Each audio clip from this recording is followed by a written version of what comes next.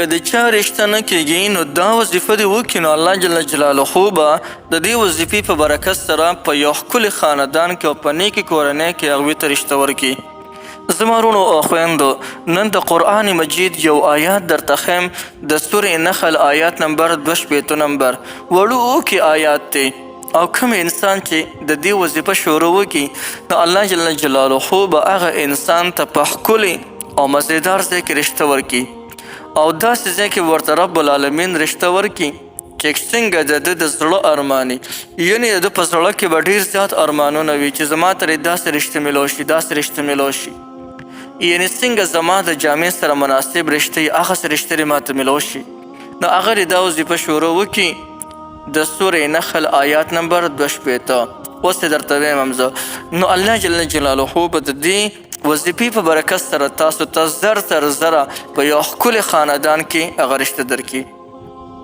محترمو، د دې نه علاوه که تاسو په څه پریشانۍ کې مبتلا شوي یې او هغه پریشانۍ نه خپل ځان خلاصول غواړئ نو د هغې دپاره هم تاسو د دغې آیات مبارک وظیفه رانوی شئ.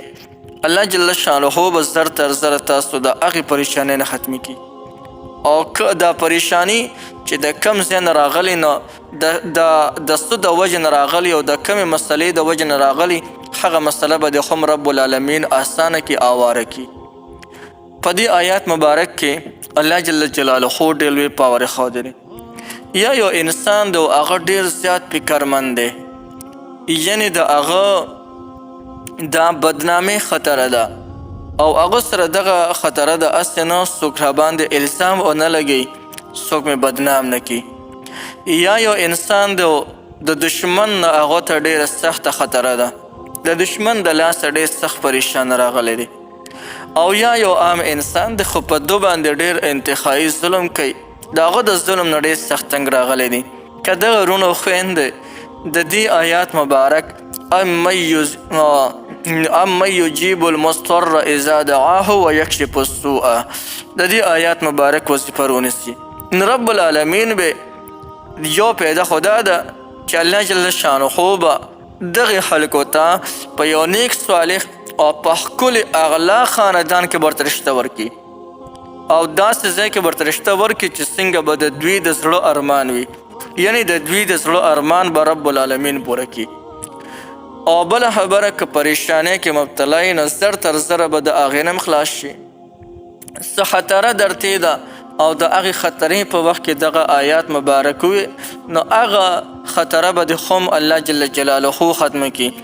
څنګه مصیبت او پریشانۍ دپاره چې څنګه تاسو یې د هغې دپاره هم تاسو دغه آیات مبارک وظیفه رونیسئ نو الله جل جلاله به تاسو زر تر زره د هغې مشکلات او د هغې پریشانۍ نه ختم کړي او که رشتې دپاره هم رونیوه نو الله جل شانه به تاسو ته په یو ښکلي خاندان کې رشته خو هم درکړي.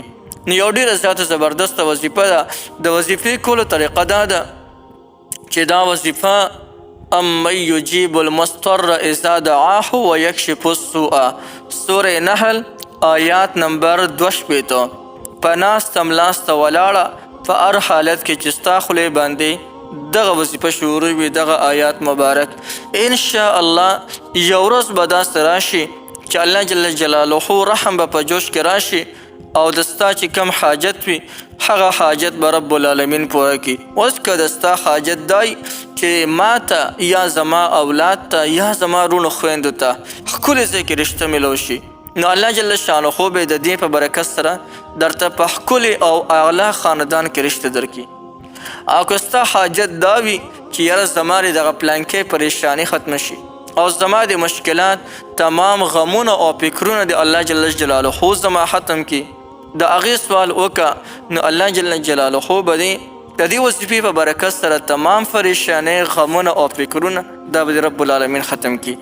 که تا ته د بدنامۍ خطره وي چېرته بدنام نشم د هغې دپاره سوال وکړه، الله جل شانه ته لاس پورته کړه، وی الله ما د دغې بدنامۍ د دغه ځای نه وساتې، دشمن نه خطره ده یا الله د دشمن د شر نه محفوظ وساتي.